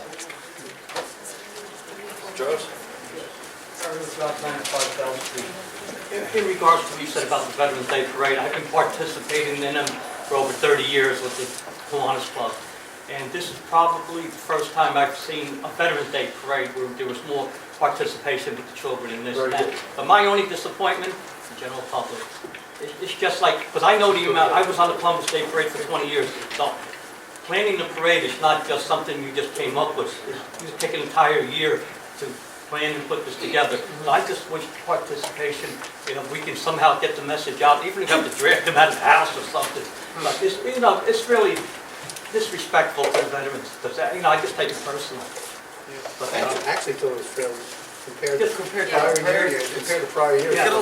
Like I said, if you're on But you're right, so it could be I was better. on a parade committee for 20 years, and I know there's a lot of work. It's not just putting a parade together and saying, hey, look what we did. There's a lot of work involved in that. I just have a comment here. I was going through some old archives here. Maybe you can help me out on this here. There was some old agenda meetings when I served on the council. This ordinance is dated February 9th, 1999. And it was called, it's ordinance number 2812. I know I questioned this before, but I'm only basing it on what I have here, which I happened to find, cleaning out some paperwork. This one here tells me that the Chapter 2A-2 Division of Planning is hereby amended. And it says the mayor is Class 1, municipal officer to be appointed by the mayor 2, 3, and this one says 8 citizens to be appointed by the council. So my question is, this is a 1999 ordinance. I know it was cited that the commission form of government was a 1975, 76, something like that ordinance. So this one is past it. Unless there's another ordinance beyond 1999, maybe you can tell me that it is, but I'm going to go by what I have here. Thank you. Mr. Frantantoni. Yeah, I want to address Ms. Swanman's seat on the planning board. We've been contending that she's sitting there in violation of the municipal land use law, section 4055-23. We've got opinions. I wrote to Mr. Martino, the town attorney, and he answered me by letters, which I thank him for. But he thinks he's inaccurate. His first thing is, first of all, the municipal council did not appoint Ms. Swan. Mr. Mayor did. Can you tell me when he appointed her? Mr. Martino?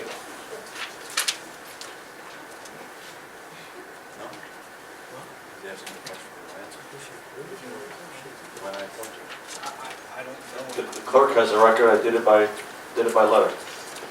Okay, well, I have the record through an Oprah request. December 11, 2018, resolution appointing Jacqueline Guaman as a Class 4 member of the Planning Board. Resolved by the Municipal Council that Jacqueline Guaman of 201 Drawbridge Street is hereby appointed as a Class 4 member to fill the unexpired term of Gerald Walsh. So there's the official tally, 7-0. The vote was 7-0. 7 council people appointed her, not the mayor. I don't know where Mr. Martino is getting this information. I don't know if he can provide me with proof that the mayor did. I wrote the letter. Who's mayor is? In addition to 4055D, Class 4 members are appointed by the council, not the mayor. And that's the thing. Now, She received 7 votes, right? what? She received 7 votes on that resolution? Right? Oh, okay, so obviously that was the council's intent anyway, wasn't it? Yes. Okay. And that was perfectly fine. That was perfectly fine. The council did the right thing. The council voted to put Ms. Guaman on the planning board. Agree with you. No problem. You did the right and legal thing. Except on February 19th, I believe, she was hired as a township employee, as an account clerk. At that point, she was no longer eligible to serve on the planning board as a Class 4 member. That's when she should have been replaced. And my letter to Mr. Martino was gracious. I said perhaps the council wasn't aware of it. So it was a simple matter of replacing her. The original appointment was legal. The council did it, not the mayor. The council voted 7-0, like you just said. That was legal. But then when she became a town employee, she was illegally sitting as a planning board member. So we want this... So you say, Mr. Frantantoni. Well, and then Mr. Martino gives Ms. Tobito's opinion. And in her opinion, she goes on... Just to set the record, Ms. DeVito, for those who don't know, is the planning board attorney who wrote an opinion saying Ms. Guaman's appointment was totally fine. And she's the planning board attorney. Go ahead. She said, in her opinion, all right? She said, Yes. but she also said, my opinion can be challenged or interpreted differently from others. Now, I looked up her rating. Lawyers have an AVO rating, A-V-V-O. Hers is 6.3. A few of us hired Mr. Cates. Biggest that's true, Mr. Martino knows of him. He's the General Counsel Emeritus of the New Jersey Planning Officials. For 50 years, he's been serving planning and zoning board members. He's a land use expert. He gives seminars at the League of Municipalities. Everybody recognizes him, probably next to Bill Cox, as the expert on municipal plan use law. I do need you to wrap up, Mr. Frantantoni. His opinion was that there is no ambiguities on her serving on there, and there's no question that she's a town employee and she is barred by 4055D from serving as an attorney on there. Thank you. I do need you to wrap up. You're out of time, Mr. Frantantoni. Well, what we need you to do, you know, what's so hard? Republicans are people, 38,000 people, you can get somebody else to serve on the council. She's serving illegally Thank you. on the Your council. point is noted. Now, one citizen, Mr. Frantantoni, I need you to wrap up, Mr. This is my last Frantantoni. sentence. One citizen told me, if you continue to defend it, you're gonna look like a bunch of jerks. I wouldn't use that terminology, but you're gonna look like a bunch of fools. Thank if you continue to... Anybody else? So please replace her with somebody. Thank you. Ma'am? Joan Schmidt, 61 Hill Street. Now, I contacted Mr. Jason Kassler Executive Director of the New Jersey Planning Officials. He also told me we were right, she should not be on the planning board because she is working for the town.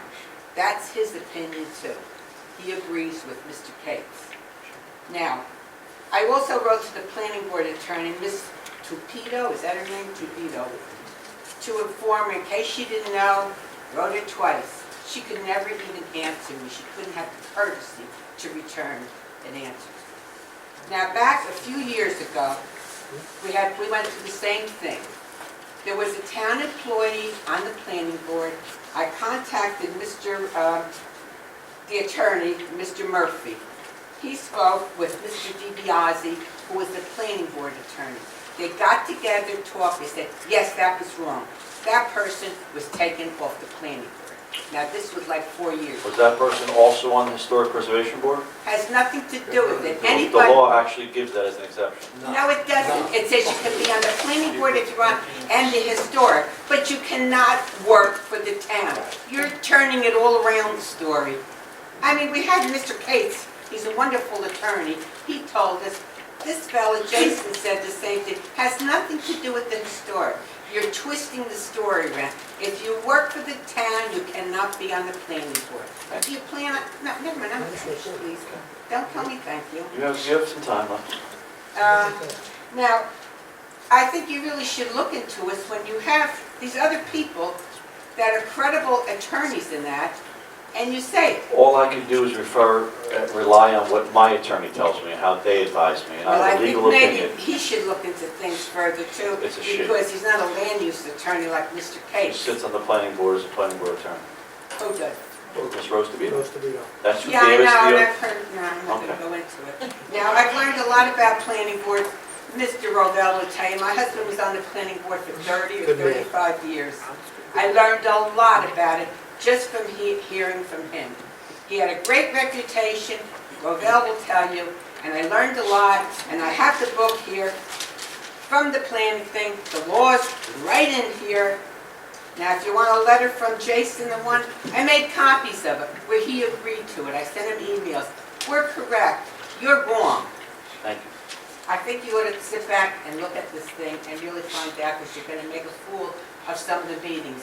If this person throws the deciding vote and the people come back to sue, you'll look like fools. We have so many people in this town that you could put on. To have a controversy like this is ridiculous. Thank you. Bravo. Anybody else? Sir? My name is Ash Sadar, 182 William Street. I'm trying to get resolution for illegal decks erected by my neighbors in the condominium complex, and I've informed the township about it. It's been 3 months, and there's been no action taken. So I want to know where that's headed, because the land where it is erected, that is owned by all 3 of us undivided. I've sent the master deed copies and all the other copies. I'm well aware. Right. If you like, I can give you a hard copy. I've seen it. I'm well aware of the situation. Right. I've seen many emails. Sure. I've been a part of many conversations here in the building. I know our township attorney has corresponded with you, I believe. No, not really. No? He has not. I'm going to Mr. let him. Sadar, I sent you 2 emails that they were not kicked back to me. I sent it to Mr. DiLorenzo, the township manager, I the have it. township mayor, I think maybe Mr. Councilman Cosarelli. I've sent you 2 There have been 2 emails. emails sent to you. And if you have a hard copy of the entire master deed, Yes, I do. you can give that to me before you leave tonight, Sure. and then I will respond to you again. I in fact dictated a certified letter to you today because you haven't responded to my emails. So, and these are emails, I responded to an email that you sent to Mr. DiLorenzo. So it's an accurate email address. It wasn't kicked back by Microsoft to me. So maybe you should check your emails, because I did ask you for a complete copy of the master deed, because you only gave Mr. DiLorenzo a portion of the master deed. And then I would be happy to respond to you. Sounds good, but I didn't receive your email strangely. Everybody else did. But the person who needs to... The emails? Sure, absolutely. All right, if you stick around after the meeting, he'll go and print out the email. Okay, Could we confirm his email? No, he's responding to his email he was sent. Yeah, I copied and pasted the exact email he sent to Mr. And it was 2 emails. That's exactly what I have, sir. Yeah. My Okay. emails have always had Mr. Melham, Mr. I've Icon, seen them. and Mr. De Lorenzo, all three. I've seen them. And Yes. he has responded twice, but that's fine. It's quite possible emails. Yeah, at the end of the meeting, Mr. Martino will walk right in his office, hit the print button, and show you that he did send it, and obviously give you a copy. If you have the information, he'll be glad to look at it. All I'm looking for is a resolution. Absolutely. Because, as I said, it's undivided, common-owned elements, 33, so no one has a right to build something and then claim ownership to it. Sure. Right, Okay. and those decks, again, to point out, they were built without obtaining permits from the Belleville Township. So that was brought to the attention, and once I brought that to the attention, the other property owners came to Belleville Township trying to get permits. So they were trying to get permits after the fact, when I Right, blew the whistle of them. that is part of the process, but I Right. understand. Yeah, Okay, if you stick around after the meeting, he'll print it out for you. Thank you. Right away. Thank you for coming. and I'll give you a copy of the master The deed. full, he wants the full instead. Okay, sure, Okay. thank you. Anybody else? Phyllis Frank Antoni on Prospect Avenue.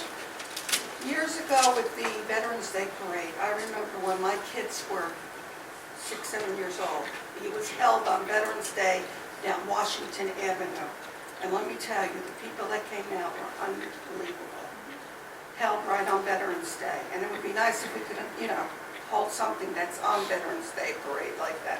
I mean, it was nice to parade and all, but it was huge, the people that were out there.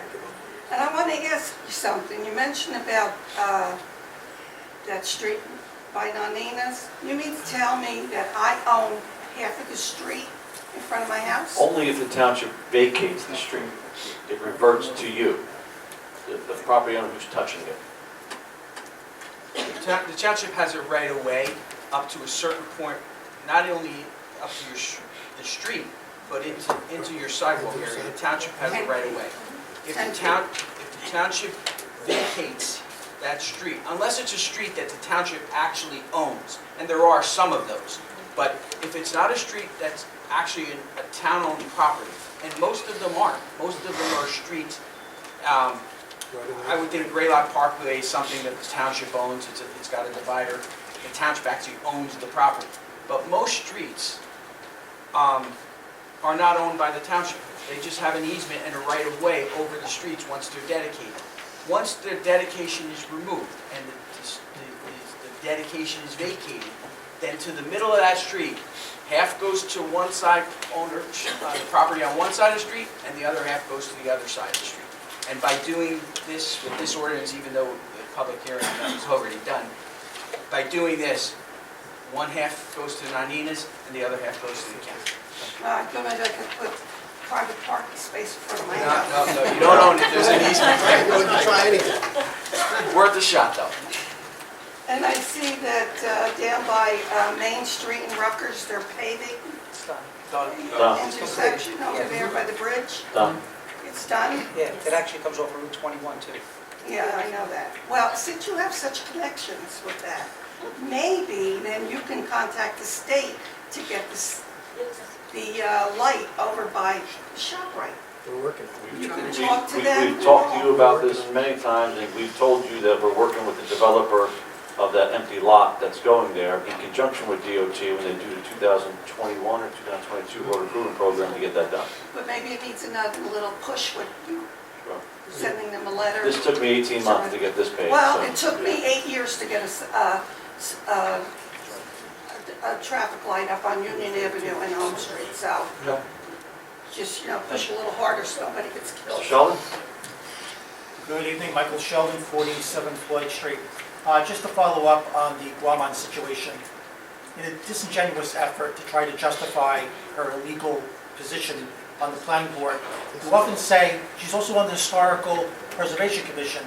Are you aware that as she's a Class C member, it's another violation of the municipal land use law for a township employee to serve as a Class C member on the Historical Preservation Commission? So in this twisted legal logic, what you're saying is two wrongs make a right. You have her illegally serving on the planning board, illegally serving on the Historic Preservation Commission, but somehow those two wrongs, in your mind, equate to a perfectly legal justification for her being No, on it does board? not. In my mind, I rely on the attorney who advises me, who wrote a written legal opinion saying it was okay. It's that simple. Well, you're being disingenuous. Mr. Beto is the person who is ultimately at fault. And as I've said at planning board meetings, and in my discussions with Mr. Cates and other municipal land use attorneys, she's at the very least guilty of incompetence and perhaps as egregious as malpractice. The day's going to come when she's going to be before a judge and she's going to have to explain herself. Every decision that the planning board has made since the beginning of this year could be put into jeopardy, could be overturned by a judge, because she was on that 3-member subcommittee that redesigned all the ordinances which you approved midsummer. Well, this is still pending. This is a long way from over. Two very quick questions. You can answer these later on. What's the status of board docs? Mr. Graziano has been leading the charge. I hope you're very close to making board docs available, as the Board of Ed has been doing since the beginning of last year. Another thing is an update on the Soho Hospital. Beginning of this year, you had a tour of the building. You said that the developers were hoping to start doing rentals midsummer. To my eyes, and many of us, it looks like all the work on the building has come to a halt.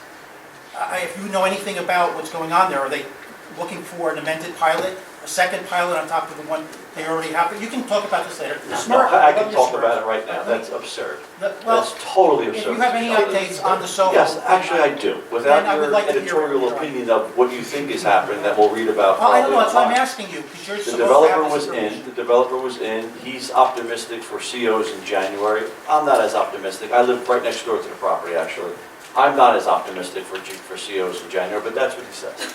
All right, well, I'm hoping it does happen a lot sooner than later, because this project seems to have been taking a hell of a lot longer than was originally advertised. Which is actually, if you're against pilots in a strange way, he's paying the full market rate right now for taxes. So you should be of the opinion that let it go as long as you want, because he's paying the full tax right I now. haven't given an opinion on that matter. I just wanted to know what the status of the hospital is, because it does look like it's stopped in its tracks right now. I live next door to it. There are contractors there every day. All right, well, when I pass by, it looks like during the daytime, it doesn't look like much of anything is going on.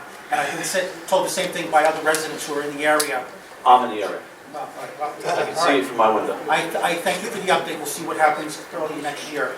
Lastly, at the last council meeting, I asked about water filters, the 420 filters that have been given to us by Newark at the beginning of the year, and you acknowledged that those 420 filters had been distributed to Silver Lake residents. Is that correct? Yes. All right. I think it was 550. All right. Then can you answer the next question? You recently had another appearance on Comcast Newsmakers, and Ms. Warner asked you, has Belleville received any water filters to date? And you, without missing a beat, said absolutely not. We have received no water filters. So how do you reconcile this? You said we got 420 at the beginning of the year. You told Ms. Warner that we haven't received any filters. Is this magical mixture of melamendacity that we so much grown accustomed to? What's the deal? Why did you tell us we got filters in the beginning of the year, and you told her If you that we let haven't me received answer, any? I'll actually tell you. I'm looking for your answer. The interview was about 4.5 minutes long. We discussed everything that's been going on since the point of when Newark handed out filters to just Silver Lake residents, which is my multiple conference calls with Commissioner McCabe, my multiple meetings with the legislative team, which was the billboard that I put up, and it was basically what is the outcome of everything you've been doing. I said, to date, we have not gotten filters based upon my pleas for 4/5 of the rest of the township. So, okay, I could have put an asterisk in there and said, by the way, we did get 450 filters for Silver Lake, but that's a whole other story. It's different infrastructure. It's a whole different issue to deal with. She was talking about my most recent pleas for help for the... She wasn't. Okay. Did I play the video, or? Okay. I shared the video actually on my social media. I think we've all seen it. Well, I have it out here. She asked you if any filters had been, if Bella had received any filters to date. I And you constantly told her- talk about how you told her no. Roswell and Newark gave filters to Silver Lake. I constantly talk about that. Not in this interview, she said Maybe it was edited out. no, yeah, edited out. That's why I record this, do a separate recording, so there are no edits, careful edits to serve political agendas. I encourage everyone, Speaking of careful edits, no, actually, I'm not going to go there. I'm not going to go there. I encourage everyone to look exactly at what. I shared it on my, anybody wants to go to my Facebook, it's Michael Melham on Facebook. You can watch the whole interview there because I shared it. Yes, I know it's on your Facebook page, it's also on the Comcast site as well. Thank you. I Your time encourage is everyone well to look up, at it. Mr. Of Sheldon. course, of course. it is. Anybody else? Yes. I just want to put on the record that. I need your name and address for the record first. Patty Wells, 8 Beach Street. On the, going back to what Ms. Fantoni said that, about the light by ShopRite. We went into this a long time ago, Mr. Ravel, Mr. Cosarelli, and the state says, or whatever road that is there, says they weren't going to do it. We suggested to put one of them stop button lights there, just so that people could get across the street, somebody's going to get hit there or killed there. You come out of the ShopRite, and they're running across the street to go to the bus stop. And now with the McDonald's having a bigger, whatever they did there, it's going to be worse. Okay? We have addressed this multiple times already. Yeah. Anybody else? Mr. Fleischman. Good evening, Frank Fleischman, 833 Main Street. Through the chair, I would like to just ask Mr. Martino, I have a copy of your letter to Mr. Frantantoni, and I just wanted to quote something from it real quick. First paragraph, Secretary of the Mayor, the Council do not have the power to remove a member of the Planning Board. Who does have that power, if I may ask? You can ask, but I'll let you complete all your comments, and if he chooses to answer. Okay, that's fine, because there, I do have a follow-up to that, but that's fine, that's fine. Okay. What I'll say is that I would probably argue that most likely the mayor and council do have the power to remove a planning board member, and I'll say why. It looks like around this time last year, the Hoboken City Council actually voted to remove one of their planning board members. I also have minutes from the Borough of Mount Arlington and Morris County from August 6, 2007, where they made a motion to send information to a special council to draft a resolution for consideration of the council for the removal of a planning board member. So take that as you wish. The other thing I wanted to ask about was, on this letter, was, find it now. He, referring to Mr. Mayor Melham, made the appointment as a result of the opinion he received from the planning board attorney. I'm assuming that was a written opinion. Do you remember the opinion? Yes. No? Okay. I'll open that. I was just kind of wondering. I believe Mr. Sheldon has it.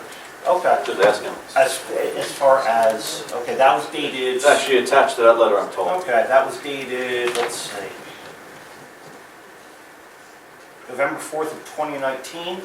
So you got advice before you even made the appointment, am I correct? Yes. Okay, and that would be a written opinion? No. I got advice on how I could act. I acted. Only after it was challenged by members of the public, it was deemed a written opinion. Wow, okay. I mean, with something like that, I would imagine you would want a written opinion on that. No, I didn't. I asked the question. I asked him questions all day long. He gives me his advice and we go forward. Okay, that's fine. That's fine. So I guess what I'm wondering is if we already knew this, why did it take Mr. Vito almost 4 months to answer Mr. Sheldon? That would be a question for Mr. Vito. You're not concerned about the fact that your planning board attorney waited almost 4 months? Correct? No, the planning board attorney works for the planning board, not necessarily members of the public that are asking for opinions. Administration, though. As far as this joint commission to study the Open Public Records Act, I can appreciate it's probably a lot of pressure to fulfill these requests, that sort of thing. But Oprah itself is absolutely, I mean, it's not perfect, of course, but it's a very, very good tool as far as getting information. I mean, we're all citizens, we're all taxpayers, that sort of thing. This is what our taxes pay for, basically, and we can get the information we need. I do sympathize with Kelly as far as, probably getting as many as she does. Perhaps there's a possibility that, if you get a lot of that sort of thing, maybe you can pay someone per diem to go ahead and take care of those. Just a suggestion, basically. I was also wondering Can you speak about why the library is paying back the town upwards of $200,000, what that's all about? Sure, for many, many years, they reimbursed the township. They reimbursed the township about $35,000 to $40,000 a quarter. The township fronts different expenses and they reimburse us back. And for some reason, which I still don't know why, and we don't know why, for a couple years, meaning 4 payments a year, maybe for a total of 8 or 9 or 10 payments, use the number $40,000 times 4 payments, times 10 payments, that's $400,000 they just didn't pay the township. And the township never collected it, never issued a bill, never said, hey, where's our money? We don't know why. That's the past. This is part of the settlement now where both parties have acknowledged portions of it. You owe us, how much, we don't know. This was a settlement agreement that we came to. Very fair, very fine. Cooler heads prevailed. We met, we talked, we discussed it. Everybody's happy. Thank you. Thank you. Motion, Anybody else? close public? Second. We have a motion made and seconded to close public. Clerk call roll. Councilmember Cosarelli? Yes. DePena? Yes. Graziano? Yes. Nattari? Yes. Robel? Yes. Mayor Mellon? Yes. Want a motion with consent? I'm pulling number 5. Okay. I made a motion with consent. Pulling 5. I want to pull 12. Pulling 12.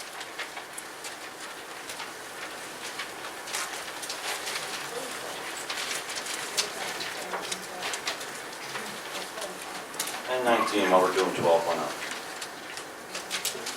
Yeah, let's do Can we move to consent, everybody? Yes. Yep. Need a motion, move to consent. it. Make a motion with consent? Motion made, second, move to consent. Clerk call roll. Councilmember Cosarelli? Yes. DePena? Yes. Graziano? Yes. Nattari? Yes. Robel? Yes. Mayor Mellon? Yes. Motion move.